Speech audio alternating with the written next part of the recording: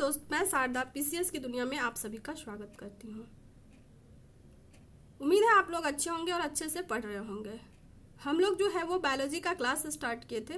Biology में classification में हमने 5 किंगडम क्लासिफिकेशन के अंतर्गत प्लांटी तक ख़त्म कर लिया था। आज हमारा जो टॉपिक होगा एनिमेलिया होगा, जिसमें एग्ज़ाम के पॉइंट ऑफ व्यू से जो भी इम्पोर्टेंट फैक्ट हैं उसको हमने कवर किया है। मेरा जो सोर्स होगा वो एनसीईआरटी और घटना चक्र का पूर्वावलोकन होगा। तो चलिए स्टार्ट करते हैं। जंतु यानी कि ये दो तरह के होते हैं, एक होते हैं इन्वर्टिब्रेट, दूसरा होता है वर्टिब्रेट। इन्वर्टिब्रेट नाम से ही है, इसमें रीढ़ का हड्डी नहीं पाया जाता है। वर्टिब्रेट मतलब इसमें रीढ़ का हड्डी पाया जाता है। तो जो इन्वर्टिब्रेट है उसमें हम लोग पढ़ेंगे coelenterata, platyhelminthes, nematode, annelida, arthropoda, mollusca, echinodermata. लेकिन मेनली देखिए जो प्लैटीहेलमिन्थेस और नेमेटोडा होता है वो परजीवी होता है, तो इसको हम लोग रोग वाले में देखेंगे, थोड़ा थोड़ा देख लेंगे। बट मेरा हम लोग का जो मुख्य रहेगा वो आर्थ्रोपोडा, मोलास्का पे रहेगा। और जो हमारा वर्टिब्रेट होगा उसमें मछली, एम्फीबियंस, रेप्टाइल्स, एप्स और मैमल, ये सारे इंपॉर्टेंट हैं। तो हम स्टार्ट करते हैं इन्वर्टिब्रेट। इन्वर्टिब्रेट में सबसे पहला क्वेश्चन यही पूछता है कि सबसे बड़ा अकशेरुकी यानी इन्वर्टिब्रेट कौन है? तो स्क्विड है। ठीक है, अब चलिए जो हम लोगों ने बांटा था सिलेंट्रेटा में आपको याद रखना है जेलीफिश, क्योंकि ये पूछ देता है जेलीफिश किसके अंतर्गत आता है, तो ये सिलेंट्रेटा के अंतर्गत आता है और ये सी एनिमोन है यानी इन्वर्टिब्रेट है। प्लैटीहेलमिन्थेस जैसा हमने बताया ये परजीवी होता है, इसमें आपका आता है टेट्रोडा, फीता कृमि। तो इसमें हम लोग देख लेते हैं जिसको आप टेनिया सोल्यूम भी कहते हैं। इसका एक एग्जाम्पल देख लेते हैं जो 69 बीपीएससी में पूछा था कि टेनिया सोल्यूम जो है वो न्यूरोसाइटोसिस उत्पन्न करता है। इसके 3 जो है वो वेराइटी होते हैं, ऐसे आप लोग देखिएगा प्रीवियस ईयर। ये जनरली क्या होता है, टेनिया सोल्यूम जो सुअर का मांस होता है, जो अधकच्चा मांस यानी पूरा पका हुआ नहीं होता है, उसको खाने से हो जाता है। 2003 में जो लिएंडर पेज थे उनको न्यूरोसाइटोसिस हो गया था। पहले लगा ब्रेन ट्यूमर है, बट जब वो डॉक्टर को दिखाए तो पता चला उनको न्यूरोसाइटोसिस है, जो सुअर के अधपका मांस खाने से हो जाता है। इसको हम लोग रोग वाले में करेंगे। नेमेटोड को जैसे हो गया आपका गोल कृमि, ये भी आपका परजीवी होता है जनरली। और जैसे एगैरिकस और फैलेरिया भी जैसे जिसको हाथी पांव कहते हैं, और एगैरिकस जो बचपन में पेट में कीड़ा हो जाता था वो एगैरिकस ही होता था। अगला जो है वो एनेलिडा जो होता है वो स्थलीय भी होता है, जलीय भी होता है। जलीय में मैरीन में भी रहता है, फ्रेश वाटर में भी रहता है और मेरीन वाटर में भी रहता है। यह स्वतंत्र रूप से भी रहता है और परजीवी भी होता है। जैसे स्वतंत्र रूप से केचुआ क्या है, इसको किसान का मित्र कहा जाता है और इसका जो ब्लड होता है इसमें ब्लड नहीं पाया जाता है। और परजीवी में जैसे हो गया जोंक क्या होता था, जो एनिमल होते हैं उनके बॉडी में चिपक जाते थे और उनका खून चूस लेते थे। अगला हमारा जो क्लास होगा आर्थ्रोपोडा, ये सभी एग्जाम के लिए महत्वपूर्ण है क्योंकि इससे एक क्वेश्चन रहता ही है। तो आर्थ्रोपोडा को एक्चुअली बहुत सारे क्लास में डिवाइड किया गया है, बट हम लोग पीसीएस के लिए और समझने के लिए इसको 2 भाग में बांट देते हैं, एक इंसेक्ट वर्ग, एक मकड़ी वर्ग। इंसेक्ट में यानी 6 पैर होता है और मकड़ी में 8 पैर होता है, यही अंतर होता है और ये एग्जाम के लिए बहुत इंपॉर्टेंट होता है। तो आर्थ्रोपोडा में क्यों इंपॉर्टेंट है, क्योंकि जितने भी मैमल पाए जाते हैं सबसे बड़ा संघ जो है वो आर्थ्रोपोडा का ही है। जितना मैमल है उसका 2/3 पार्ट जो है वो अकेले आर्थ्रोपोडा है। तो आर्थ्रोपोडा में क्या आता है, सबसे पहला हम लोग देखेंगे मॉस्किटो को, ये इंसेक्ट वाले वर्ग में हम पढ़ रहे हैं। फिर कुछ एग्जाम्पल हम लोग मकड़ी वाले वर्ग में पढ़ेंगे। तो जो आपका ये है, हाँ एक और इम्पोर्टेंट चीज़ जो इंसेक्ट है उससे रिलेटेड आर्थ्रोपोडा जो सारे आर्थ्रोपोडा में कॉमन होता है, ये जो श्वसन करते हैं वो ट्रैकियल सिस्टम से करते हैं। इनका सर्कुलेटरी सिस्टम ओपन होता है, इनका सबसे इनमें संवेदनशील अंग होते हैं। जैसे आप कॉकरोच में देखते होंगे एंटीना निकला रहता है, इसमें एक्सक्रेटरी सिस्टम होता है, उसको क्या कहते हैं, मालपीजियन ट्यूब। तो कई बार पूछता है कि अर्थोपोडा या इंसेक्ट अपना एक्सक्रीटरी किस माध्यम से अपना मलमूत्र त्यागते हैं? ये मालपीजियन सिस्टम है। श्वसन किससे करते हैं? ट्रैकियल सिस्टम से। अब इसमें हमारा जो पहला है इंसेक्ट में, वो है मच्छर। मच्छर क्या होता है? मच्छर जो है बहुत सारे बीमारी यानी परजीवी को ढोने का काम करता है, इसलिए यह एक वेक्टर कहा जाता है इसको। अगर आप मॉस्किटो में देखेंगे तो ये पूछता है मेल और फीमेल मॉस्किटो में अंतर, 69th में भी पूछा था। तो इसको हम लोग दो आधार पे देखेंगे, एक मुख्य उपांग के आधार पे और एक डायना के आधार पे। तो जो मेल मॉस्किटो होता है वो फल फूल का जो रस होता है उसको चूसता है, जो फीमेल मॉस्किटो होती हैं वो रेप्टाइल्स और मैमल का ब्लड चूसती हैं। पहला अंतर। दूसरा अंतर, डायना, जो मेल मॉस्किटो होता है उसका डायना अपेक्षाकृत छोटा होता है, जो फीमेल मॉस्किटो होती हैं उनका डायना अपेक्षाकृत बड़ा होता है। अब चलिए अगला जो हमारा है जुगनू।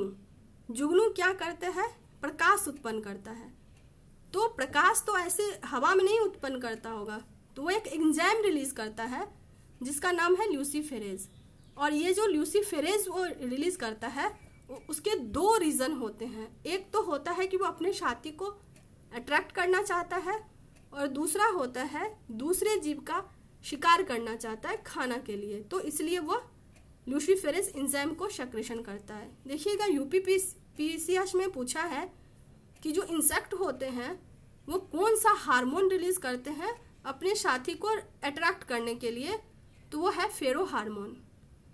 ठीक है, या ऐसे उल्टा पूछ सकता है कि फेरो हार्मोन क्या है, तो यह इंसेक्ट द्वारा रिलीज किया जाता है अपने साथी को पहचानने के लिए।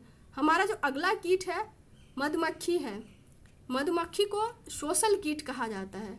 यह फूल से मकरंद इकट्ठा करता है, और मकरंद जो होता है वही शहद होता है, और शहद जो होता है एक्चुअली फ्रुक्टोज होता है, और फ्रुक्टोज जो है वो प्रकृति में पाए जाने वाला सबसे मीठा शुगर है। उसके बाद देखिए कि इसका एक यूनिक फीचर होता है जो यूपीएससी कई बार पूछता है।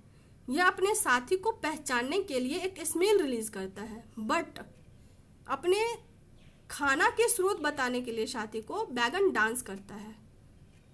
तो यही यूपीएससी पूछा है कौन सा ऐसा इंसेक्ट है जो अपने साथी को अट्रैक्ट करने के लिए स्मेल रिलीज करता है और अपने जो साथी होते हैं उनको खाना का स्रोत बताने के लिए डांस करता है, तो वो मधुमक्खी है।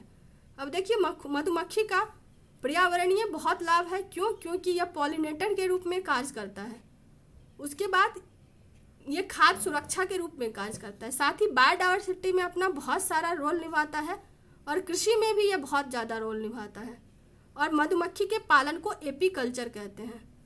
इसीलिए इसके जो महत्व है इसको देखते हुए प्रत्येक वर्ष विश्व मधुमक्खी दिवस मनाया जाता है। कब? 20 मई को। अब देखिएगा कि मधुमक्खी के पालन को बढ़ावा देने के लिए बिहार सरकार और केंद्र सरकार बहुत ज़्यादा स्टेप उठा रही है। जैसे केंद्र सरकार का मीठी क्रांति है, तो पूछ देगा मीठी क्रांति किस चीज़ के लिए है, तो मधुमक्खी पालन के लिए। और पराग जो है वो है आपके बिहार सरकार का, इस बार के बजट में शुरू किया है। रेशम कीट। रेशम कीट कहाँ पे उगता है? यह मलबरी के पत्ते पे उगता है। जो रेशम होता है कीट जो लार्वा से लेके प्यूपा, कोकून और एडल्ट स्टेज तक होता है, उसका 2 स्टेज रेशम के लिए इम्पोर्टेंट होता है, एक प्यूपा और एक कोकून। जो प्यूपा होता है उससे हम लोग कॉमर्शियल फाइबर को एक्सट्रैक्ट मतलब अलग करते हैं, जो कोकून होता है उससे हम लोग रेशम प्राप्त करते हैं। तो हमने क्या देखा, रेशम कीट कहाँ पनपता है? मलबरी के पत्ते पे। इसके जो पूरा एडल्ट तक का पार्ट होता है वो 2 इम्पोर्टेंट होता है, एक जो होता है आपका प्यूपा, दूसरा होता है कोकून। जो प्यूपा होता है वो किसमें होता है? Fibre, commercial fibre. जो कोकून होता है उससे हम लोग रेशम प्राप्त करते हैं। अगला हमारा इंसेक्ट है लाख कीट। लाख कीट को वैज्ञानिक नाम केरा लैका है, और ये एक सेक्रेशन करता है, और इस सेक्रेशन जब इकट्ठा हो जाता है तो उससे उसको जो है केमिकली प्रोसेस करके लाख बनाया जाता है। जैसे बेंगल उससे बनता है, या अन्य कार्यों के लिए भी उसका यूज़ किया जाता है। जैसे महिला लोग शादी के बाद पहनती हैं लाख का चूड़ी। तिलचट्टा जो होता है उसके ब्लड का रंग वाइट होता है। तो ये कई बार पूछ दिया है कौन सा इंसेक्ट है जिसके ब्लड का रंग वाइट होता है, तो वो तिलचट्टा है। और यह श्वसन हमेशा इंसेक्ट की तरह ट्रैकियल सिस्टम से करता है। अब हम लोग आते हैं मकड़ी वर्ग में। जैसे हमने देखा मकड़ी वर्ग वो है जिसमें 8 टांग होते हैं। तो मकड़ी के द्वारा रेशम उत्पादन किया जाता है, उसको क्या कहते हैं? गॉशमर रेशम। यह किसका बना होता है? प्रोटीन का। तो ये यूपीपीसीएस पूछा है, मकड़ी द्वारा उत्पादित रेशम क्या है? तो गॉशमर रेशम है। उसके बाद आता है आपका टिक और माइट। यह भी इंसेक्ट है, जैसे मकड़ी वर्ग में आता है। जो पूछता है कि कौन सा इंसेक्ट वर्ग में नहीं है, तो ये बरूथी, टिक और माइट जो है वो मकड़ी वर्ग में आता है। उसके बाद आ जाइए अन इंसेक्ट में। मेन झींगा जो याद रखना है कि वो मछली नहीं है बल्कि इंसेक्ट है। कई बार लोग को लगता है कि झींगा खा रहे हैं मतलब वो मछली खा रहे हैं, नहीं, वो भ्रम में जीते हैं, वो एक्चुअली इंसेक्ट खा रहे होते हैं। अगला हमारा जो क्लास है वो मोलास्का। मोलास्का जो है मृदु कवच से घिरा हुआ होता है और सेकंड सबसे बड़ा पाए जाने वाला यह जीव जगत का प्राणी है। और ये जो इसकी विशेषता है कि ये स्थलीय भी रहता है, जलीय भी है। जलीय में फ्रेश वाटर में भी रहता है और मैरीन में भी। इसका हम लोग एग्जाम्पल देखेंगे। मैरीन वाटर में ऑक्टोपस, जिसको डेविल फिश कहते हैं, इसके जो 8 सिर होते हैं। डेविल फिश किसको कहते हैं? ऑक्टोपस को। बीपीएससी कई बार पूछा है, आप लोग प्रीवियस ईयर जरूर देखिए। कटल फिश भी रहता है आपके उसमें। उसके बाद आता है घोंघा, जिसको आप पर्ल ऑयस्टर कहते हैं। वो फिल्टर फीडर की तरह अपना खाना खाता है, फिल्टर फीडर के माध्यम से। तो यही यूपीएससी पूछा है। फीडर फिल्टर जो है, फीडर किसको कहा जाता है? तो वो है आपका पर्ल ऑयस्टर। फिल्टर फीडर क्या होता है? जैसे आप आरओ में देखते होंगे, उसमें पानी आता है और उसमें जो हार्मफुल एलिमेंट होते हैं या मानव को जितना वो एलिमेंट नहीं चाहिए उसको अलग कर देता है और स्वच्छ पानी पीने के लिए दे देता है। वैसे ही फिल्टर फीडर जो होता है वो जल में जो निलंबित, एक्चुअली ये लोग पानी में रहते हैं, तो जल में जो घुलनशील तत्व होते हैं इसको ये पचा लेते हैं और पानी को बाहर कर देते हैं। तो ये था पर्ल ऑयस्टर। तो फिल्टर फीडर कौन सा है? Pearl oyster. जो हमारा अगला है वो है मछली। मछली जो है वो सिर्फ डिजॉल्व ऑक्सीजन में श्वसन करता है। तो इसीलिए जब मछली को जल से बाहर निकाला जाता है मर जाता है। इससे सेकंड क्वेश्चन रहता है कि जाड़ा के दिन में मछली कैसे जीवित रहती है झील के तलहटी में। तो देखिए ये एक्चुअली फिजिक्स से रिलेटेड है। आप हीट वाले टॉपिक में पढ़ते होंगे, जो पानी होता है उसका मैक्सिमम जो डेंसिटी होता है वो 4 डिग्री सेल्सियस होता है।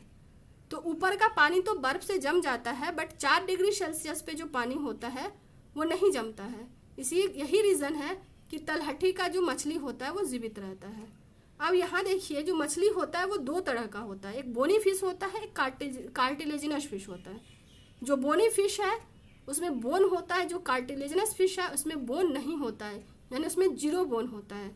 जैसे शार्क, तो कई बार ये एग्जाम में पूछा है कि कौन सा ऐसा फिश है जिसमें 0 बोन होता है, या शार्क में कितने बोन हैं, तो वो 0 बोन होता है। अब यहाँ पे देखिए कि कुछ फिश जो होते हैं वो रियल में होते हैं और कुछ जो होते हैं वो फॉल्स फिश होते हैं। तो फॉल्स फिश का एक हम लोग पूरा एग्जाम्पल देख लीजिए और आप लोग इसको दोबारा से देख लीजिएगा। जेली फिश नाइडेरिया आता है, star fish इकानोडर्माता, cuttle fish Mollusca में आता है, सिल्वर फिश इंसेक्ट में आता है। और सिल्वर फिश ही एक ऐसा इंसेक्ट है जिसमें पंख नहीं होता है। तो पंखलेस कीट कौन सा है? Silver fish. Devil fish Mollusca में है, हेग फिश साइक्लोस्टोमाटा में है, क्राई फिश आर्थ्रोपोडा में है। अब जो ट्रू फिश है उसमें कुछ इंपॉर्टेंट फिश का नाम और जो एग्जाम के लिए इंपॉर्टेंट है उसको देखेंगे। Flying fish, cat fish, pipe fish, paddle fish, dog fish, hag horse fish. तो इसमें देखिए डॉग फिश जो है वो कार्टिलेजिनस फिश है, यानी इसमें बोन 0 होता है और ये एस्केलोडॉन में इसका नाम है। तो पूछा है डॉग फिश का नाम क्या है, तो एस्केलोडॉन है। और जो हॉर्स फिश होता है उसको हिपोकैम्पस कहते हैं। और जो गोल्डन महसीर है वो गुजरात का राजकीय जलीय जीव है। और गोल्डन महसीर क्या है? एक फिश है। क्या है? एक फिश है। इसको राजकीय इसलिए घोषित किया गया था जलीय जीव क्योंकि इसके बहुत ज़्यादा पर्यावरणीय और आर्थिक लाभ हैं। अगला हमारा है एम्फीबियंस। एम्फीबियंस क्या होता है? जो जल और थल दोनों में रहता है। तो एम्फीबियंस में मेनली हमको पढ़ना है मेढक। मेढक में क्या है कि ये सांस कैसे लेता है, त्वचा से और लंग्स से।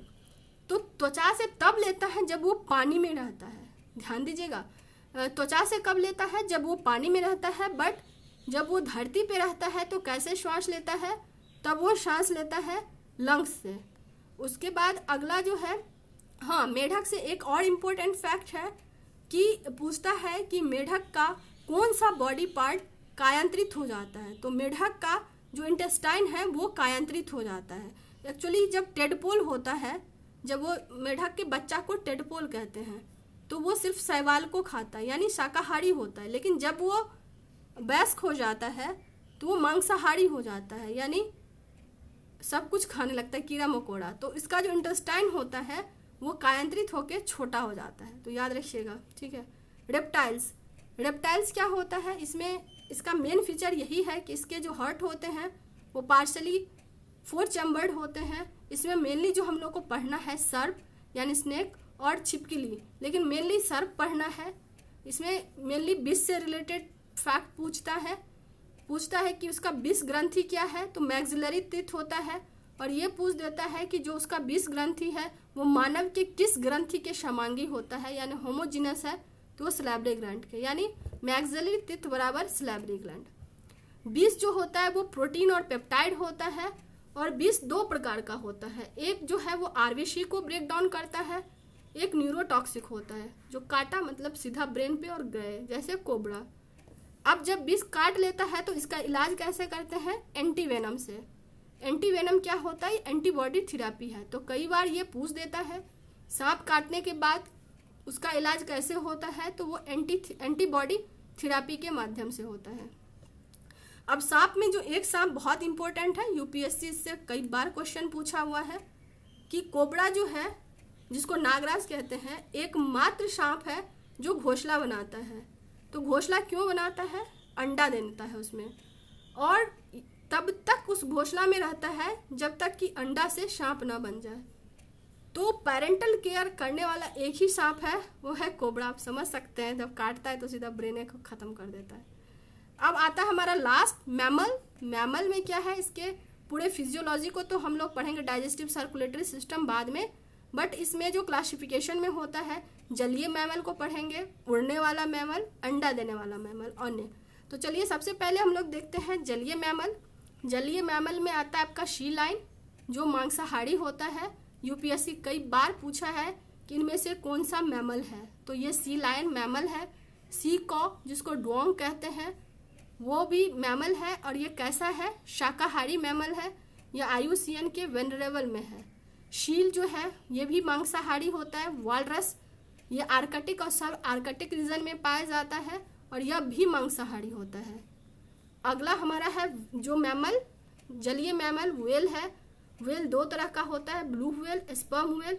जो ब्लू व्हेल है वो सबसे बड़ा मैमल है, और जो स्पर्म व्हेल है वो दांत वाला सबसे बड़ा मैमल है, और ये मांसाहारी होता है। जो अगला हमारा मैमल है वो है डॉल्फिन। डॉल्फिन एक जलीय मैमल है। इसको राष्ट्रीय जलीय जीव कब घोषित किया गया था, 5 अक्टूबर 2010 को। इसलिए प्रत्येक वर्ष 5 अक्टूबर को डॉल्फिन डे मनाया जाता है। और ये 69th में डॉल्फिन से क्वेश्चन पूछा, हर बार एक क्वेश्चन रहता है। डॉल्फिन में क्या होता है, क्रिस्टलीय लेंस नहीं होता है, इसलिए वो देख नहीं सकता। तो फिर देखने के लिए क्या करता है, तो उसमें नेचुरल इक्वलाइजेशन होता है, यानी जैव सोनार होता है, यानी अल्ट्रासोनिक वेव रिलीज करता है, और जो भी ऑब्स्टिकल होते हैं उससे ध्वनि टकराकर उसके पास आता है, और उसको पता चलता है उसके खाने का सोर्स कहाँ है या उसको मारने का सोर्स कहाँ है। डॉल्फिन को गंगा का बाघ कहा जाता है, और यह लुप्त प्राय में है आईयूसीएन के रेड लिस्ट में। तो यही पूछा था 3 फैक्ट, राष्ट्रीय जलीय जीव, क्रिस्टलाइन लेंस और इंडेंजर्ड स्पेशीज। डॉल्फिन ने 69th क्वेश्चन में आप जाके देखिएगा। और डॉल्फिन को सुसु कहा जाता है, क्यों, क्योंकि जैसे देखिएगा कि जो मछली होता है जल में रहने वाला, वो डिजॉल्व ऑक्सीजन से सांस लेता है, बट डॉल्फिन जो होता है वो वायुमंडलीय एयर से सांस लेता है, इसलिए वो सांस लेने के लिए ऊपर आता है और मुंह से सांस ऑक्सीजन को सोखता है और फिर ऐसे गोता लगाता है, तो इसलिए इसको सूसू कहा जाता है। अगला हमारा जो है एकिडना, एकमात्र अंडा देने वाला मैमल है और यह बहुत साई नेचर का होता है। यह IUCN के इंडेंजर्ड स्पेशीज में है। चमगादड़ एकमात्र उड़ने वाला पक्षी है, मैमल है, और इसका जो अग्र पंख होता है, अग्र जो बाहु होता है, वही पंख में परिवर्तित हो जाता है। कंगारू रैट, ये कई बार UPSC पूछा है। यह जनरली शुष्क प्रदेश में कंगारू रैट और कैमल में आप लोग जानते ही हैं, बस कंगारू रैट को हम बता देते हैं। एक्चुअली लंबे समय तक बिना पानी पिए हुए रह सकता है। कैसे? तो इसका जो स्केलेटरी सिस्टम होता है उस तरह से उसका स्ट्रक्चर्ड होता है, स्पेशली किडनी। जब ये मूत्र त्यागता है तो ठोस के रूप में।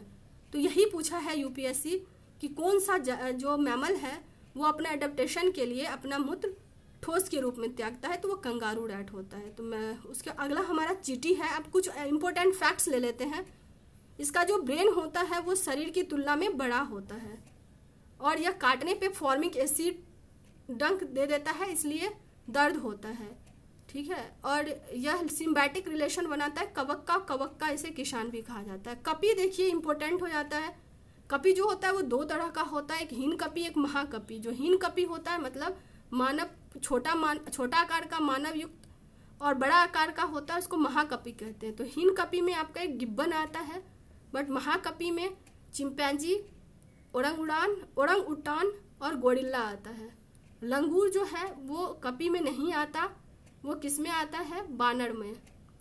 अब बानर और कपी में बताइएगा क्या अंतर है। मैमल जो होता है दो तरह का होता है, एक होमोथर्मल होता है, एक हेट्रोथर्मल होता है। होमो मतलब जो अपना बॉडी टेम्परेचर कांस्टेंट रखता है, वातावरण के टेम्परेचर के अनुसार अपने बॉडी टेम्परेचर में कोई चेंज नहीं लाता। बट हेट्रो मतलब ही होता है विषमतापी, यानी इन्वायरमेंट का टेम्परेचर बदलेगा, उसका खुद का भी टेम्परेचर बदल जाएगा, तो वो हेट्रोथर्मल में आता है। डिंगो एक कुत्ता प्रजाति का है, बट वो भौंकता नहीं है, एक विशेष प्रकार की ध्वनि निकालता। और नील गाय हिरन प्रजाति की है, तो गाय नहीं है। तो बस इतना ही आज के लिए। उम्मीद है आपको ये सीरीज अच्छा लगा होगा। प्लीज़ आपको अच्छा लगे तो मेरे वीडियो को लाइक करिए, मेरे चैनल को प्लीज़ सब्सक्राइब कर दीजिए, और आपको PDF लेना हो तो डिस्क्रिप्शन में हम टेलीग्राम चैनल का लिंक दे देते हैं, आप वहाँ से जुड़ सकते हैं। प्लीज़ मेरे चैनल को सब्सक्राइब कीजिए।